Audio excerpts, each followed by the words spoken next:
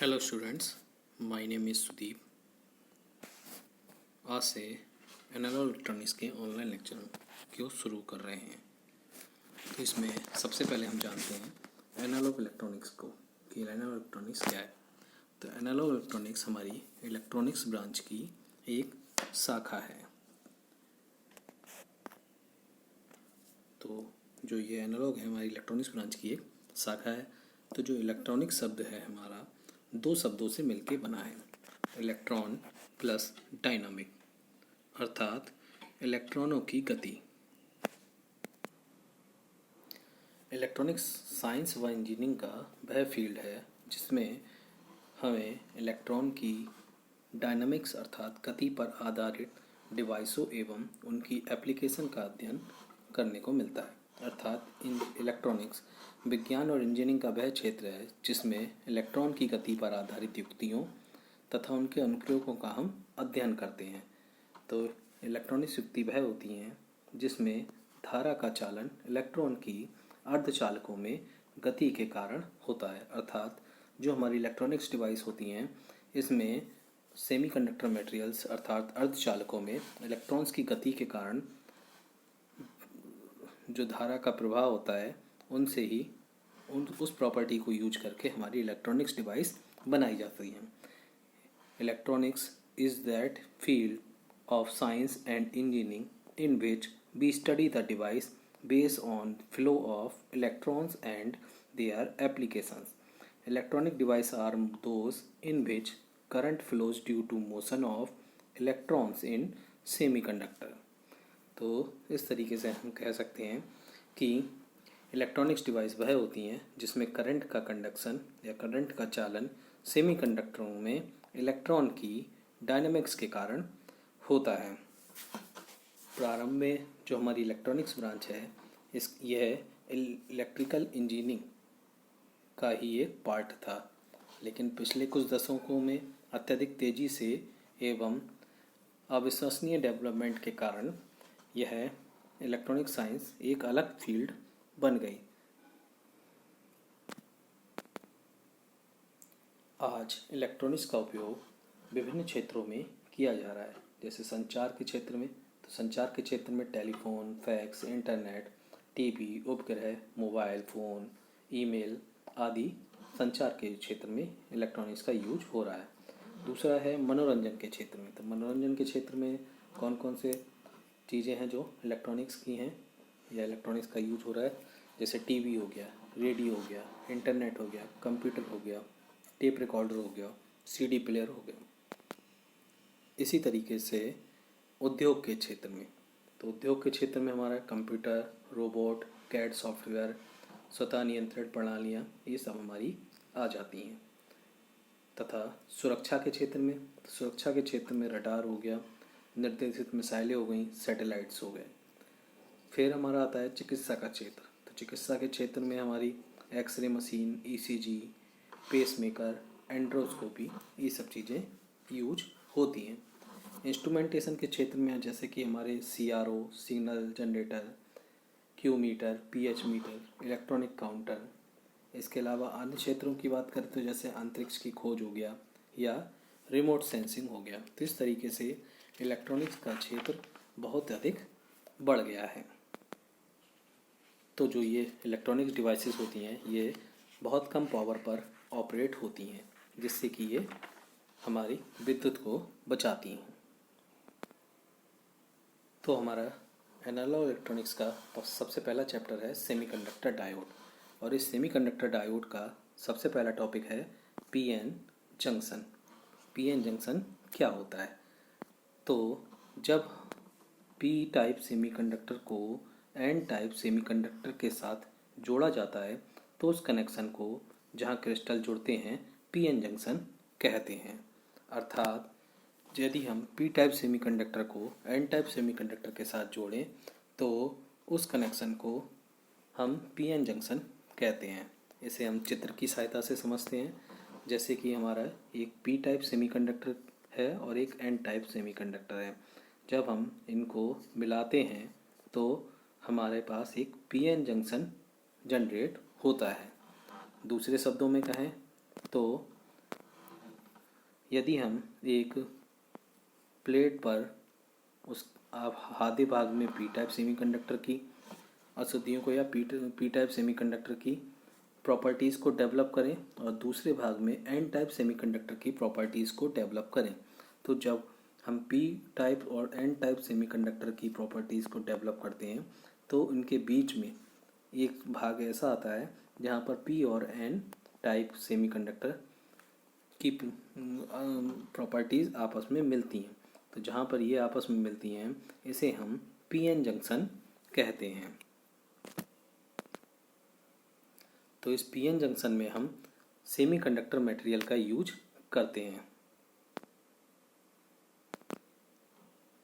तो जानते हैं आगे कि सेमीकंडक्टर मटेरियल क्या होता है। तो यदि हम ठोस पदार्थों का वर्गीकरण करें और इनका वर्गीकरण यदि हम विद्युत चालकता के आधार पर करें, अर्थात विद्युत की चालकता, तो हम ठोस पदार्थों को 3 भागों में बांट सकते हैं: चालक, कंडक्टर, विद्युत रोधी, कुचालक या इंसुलेटर, और तीसरा है अर्धचालक, सेमी कंडक्टर या कंडक्टर्स, सेमी कंडक्टर्स। तो इस तरीके से ही हमारे ठोस पदार्थों का वर्गीकरण 3 भागों में हो जाता है। तो सबसे पहले देखते हैं चालक। तो चालक वह पदार्थ होते हैं जिसमें मुक्त इलेक्ट्रॉनों की संख्या बहुत अधिक होती है, अर्थात 10 की पावर 22 पर यूनिट वॉल्यूम। इसलिए थोड़ा सा विद्युत क्षेत्र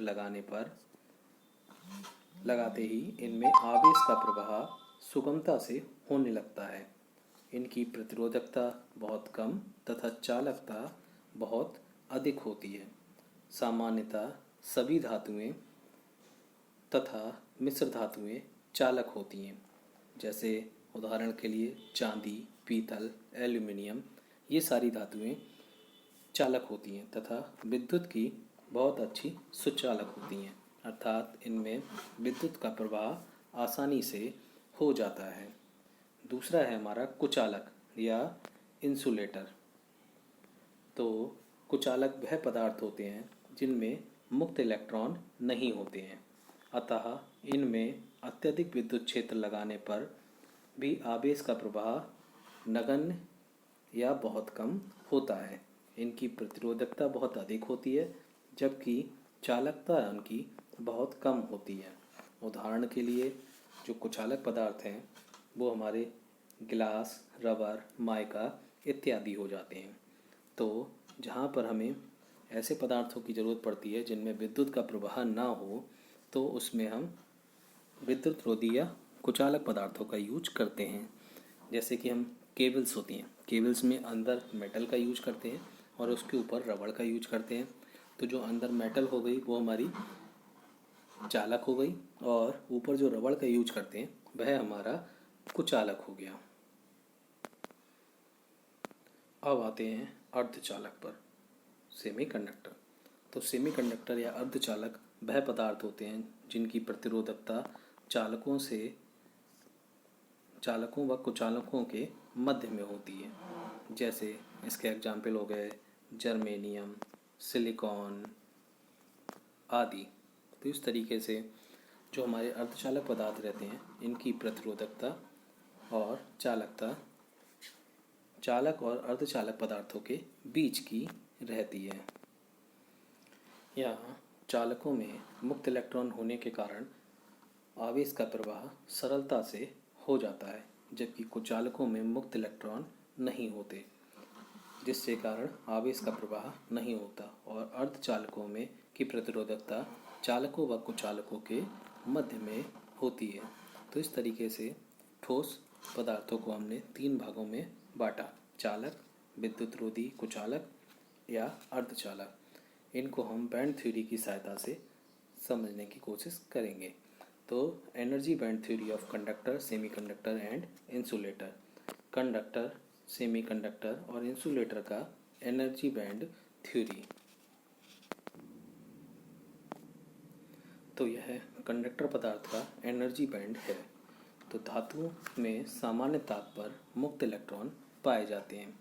इनके संयोजक बैंड और चालक बैंड के बीच वर्जित ऊर्जा अंतराल नहीं होता है। तो जो हम यहाँ पे देख रहे हैं कि इसमें बैलेंस बैंड है और कंडक्शन बैंड है। इनके बीच में फॉरबिडन एनर्जी गैप जो अन्य में होता है वह इसमें अनुपस्थित रहता है, तथा जो ये बीच का स्पेस है यहाँ पर हमारे बैलेंस बैंड और कंडक्शन बैंड एक दूसरे को ओवरलैप करते हैं या एक दूसरे को ढक देते हैं। इससे संयोजक बैंड ऊर्जा तथा चालन बैंड ऊर्जा समान होती है। इसलिए एक संयोजक बैंड इलेक्ट्रॉन को चालक बैंड इलेक्ट्रॉन बनने में कोई परेशानी नहीं होती। धातुएं सामान्य ताप पर एक अच्छे चालक की तरह व्यवहार करती हैं। इसमें हमारे बैलेंस बैंड से संयोजक बैंड में बैलेंस बैंड से इलेक्ट्रॉन हमारे कंडक्शन बैंड में आसानी के साथ पहुंच सकता है, उसे कोई एक्स्ट्रा एनर्जी की ज़रूरत नहीं पड़ती। तो इस तरीके से हमारे जो कंडक्टर पदार्थ रहते हैं इनमें ऊर्जा का प्रवाह आसानी से होता है तथा विद्युत सामान्यता मतलब इसमें सामान्यता पर ही मुक्त इलेक्ट्रॉन पाए जाते हैं।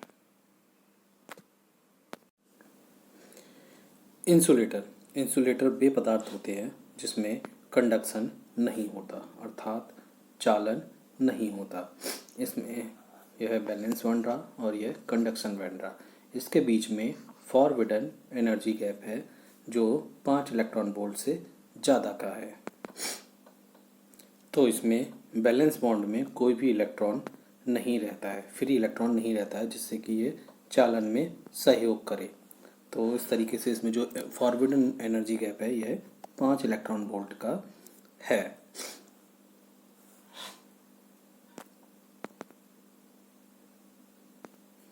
इलेक्ट्रॉन को बैलेंस बॉन्ड से कंडक्शन बैंड में पहुंचाना लगभग असंभव है, अतः इंसुलेटर में कंडक्शन बैंड में कोई इलेक्ट्रॉन नहीं होने के कारण कोई भी चालन नहीं होता।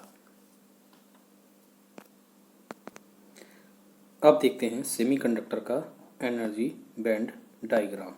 तो जो सेमीकंडक्टर होता है ये सामान्य अवस्था में इंसुलेटर की तरह व्यवहार करता है या इंसुलेटर होता है। इंसुलेटर से मतलब है अचालक, परंतु विशेष परिस्थितियां जैसे ताप, एनर्जी, प्रेशर में इलेक्ट्रिक के कंडक्टर होते हैं।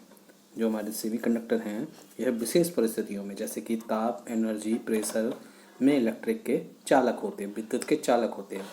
तो सेमीकंडक्टर में बैलेंस बॉन्ड होता है और कंडक्शन बॉन्ड होता है। इसके बीच में फॉरबिडन एनर्जी गैप होता है। तो यह जो फॉरबिडन एनर्जी गैप है यह 5 इलेक्ट्रॉन वोल्ट से कम एनर्जी का होता है।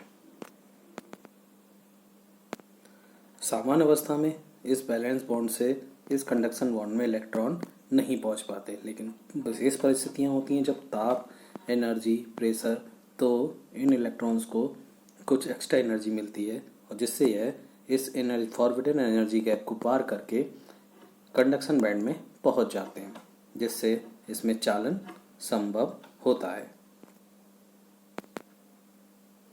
सेमीकंडक्टर के प्रकार। सेमीकंडक्टर हमारा 2 प्रकार का होता है। पहला है हमारा इंट्रिंसिक सेमीकंडक्टर और दूसरा है एक्सट्रिंसिक सेमीकंडक्टर। तो इंट्रिंसिक सेमीकंडक्टर के बारे में बात करते हैं।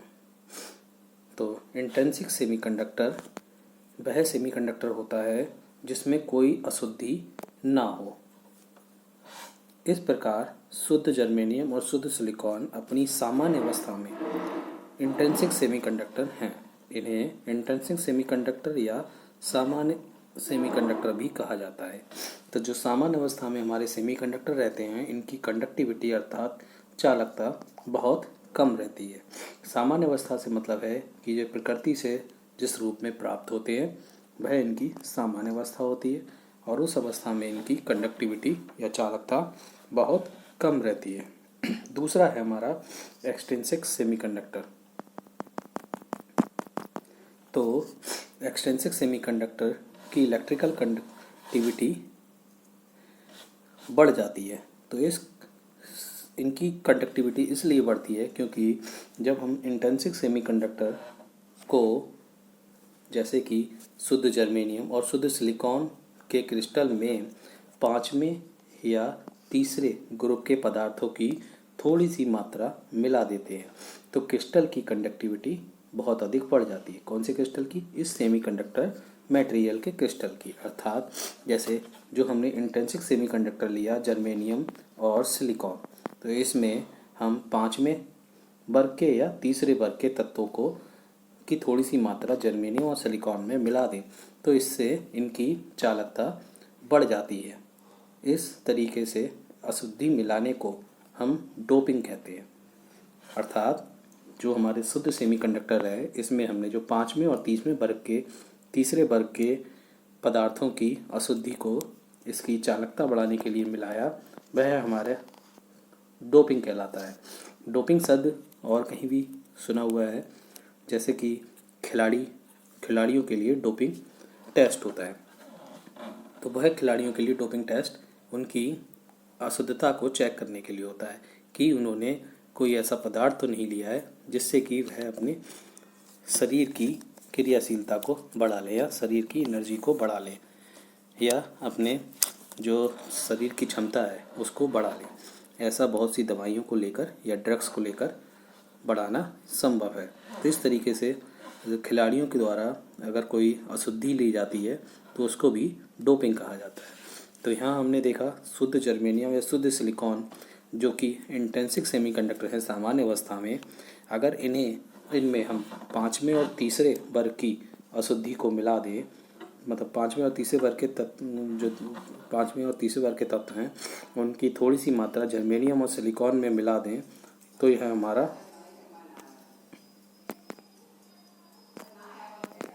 तो इस तरीके से हमने देखा कि सेमीकंडक्टर हमारे दो टाइप के हो जाते हैं, इंट्रिंसिक सेमीकंडक्टर और एक्सट्रिंसिक सेमीकंडक्टर।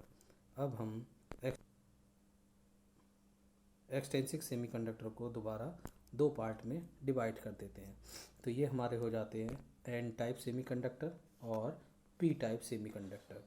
तो जिस तरीके से हमारा जो एन टाइप सेमीकंडक्टर है इसमें जब शुद्ध जर्मेनियम या सिलिकॉन क्रिस्टल में पाँचवें ग्रुप की अशुद्धि, अब पाँचवें ग्रुप की अशुद्धि जैसे आर्सेनिक, एंटीमनी, फास्फोरस आदि को मिलाया जाता है तो इस प्रकार बने सेमीकंडक्टर को एन टाइप सेमीकंडक्टर कहते हैं। अर्थात यदि हम शुद्ध जर्मेनियम या शुद्ध सिलिकॉन में पाँचवें ग्रुप की अशुद्धि जैसे कि आर्सेनिक, एंटीमनी, फास्फोरस इनके कुछ तत्व की कुछ मात्रा को मिला देते हैं। इनके तत्व की कुछ मात्रा हम किस लिए मिला रहे हैं? सेमीकंडक्टर पदार्थ की चालकता को बढ़ाने के लिए। तो इस तरीके से पाँचवें ग्रुप की अशुद्धि मिलाने से जो तत्व बनता है, जो टाइप बनता है सेमीकंडक्टर का, वो एन टाइप सेमीकंडक्टर बनता है। दूसरा है हमारा पी टाइप सेमीकंडक्टर। जब शुद्ध जर्मेनियम या सिलिकॉन क्रिस्टल में तृतीय ग्रुप की अशुद्धि, यहाँ हम पी टाइप में तृतीय ग्रुप की अशुद्धि को मिला रहे हैं, जैसे कि एल्यूमिनियम, बोरॉन, गैलियम, इंडियम आदि को। तो इस प्रकार बने सेमीकंडक्टर को पी टाइप सेमीकंडक्टर कहते हैं। अर्थात जो पी टाइप सेमीकंडक्टर रहता है इसमें हम थर्ड ग्रुप की अशुद्धियों को मिलाते हैं, जो कि थर्ड ग्रुप में हमारे कौन कौन से तत्व हैं? Aluminium, boron, gallium. तो इस तरीके से शुद्ध जर्मेनियम या सिलिकॉन में हमें उसकी चालकता को बढ़ाने के लिए तत्वों को मिलाते हैं। तो इस तरीके से ये तृतीय ग्रुप की अशुद्धियाँ मिलाने से हमारे लिए पी टाइप सेमीकंडक्टर मिलता है। तो बाकी का जो हमारा पीएन जंक्शन का टॉपिक रह गया है इसे हम अगले वीडियो में कंप्लीट करेंगे।